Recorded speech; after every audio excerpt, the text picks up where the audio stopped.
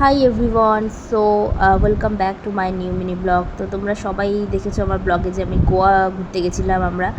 তো গোয়া থেকে ঘুরে আসার পরই দেখছি দীপাবলির সাজে সব সেজে উঠেছে। আমাদের বাড়িটাও দেখো কত সুন্দর করে সেজেছে। তো আমিও সারা বাড়ির সামনে হচ্ছে মোমবাতি আর প্রদীপ দিয়ে সাজাচ্ছিলাম, তো সেটারই জাস্ট ভিডিও এটা।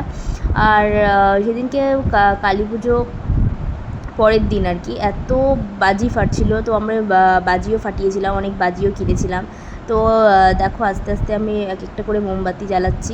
তো এইগুলো আমি খুব ভালো লাগে। আমার দীপাবলি হচ্ছে সবথেকে হচ্ছে বেস্ট ফেস্টিভ্যালসের মধ্যে হচ্ছে একটা, যেহেতু এখানে অনেক আলো আর অনেক রকমের বাজি, প্রদীপ অ্যান্ড মোমবাতি ধরানো হয়, তো আমার খুবই ভালো লাগে। আর দেখো আমাদের বাড়িটাও কত সুন্দর করে সেজে উঠেছে।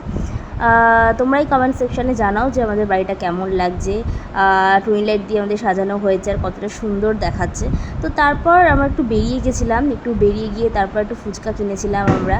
তো বাড়িতে বসে আমরা সবাই মিলে একসাথে ফুচকা পার্টি করলাম। আর ফুচকাটাতে না একদম ঝাল দেয়নি। তো যাই হোক, ঝাল যেহেতু কম দিয়েছে, তো আমার যে ভালোই লাগে একটু কম ঝাল আলা ফুচকা খেতে। তো আমি যেহেতু টক জল খাই না, তো শুধু শুধু আলু দিয়ে ফুচকা গেছিলাম।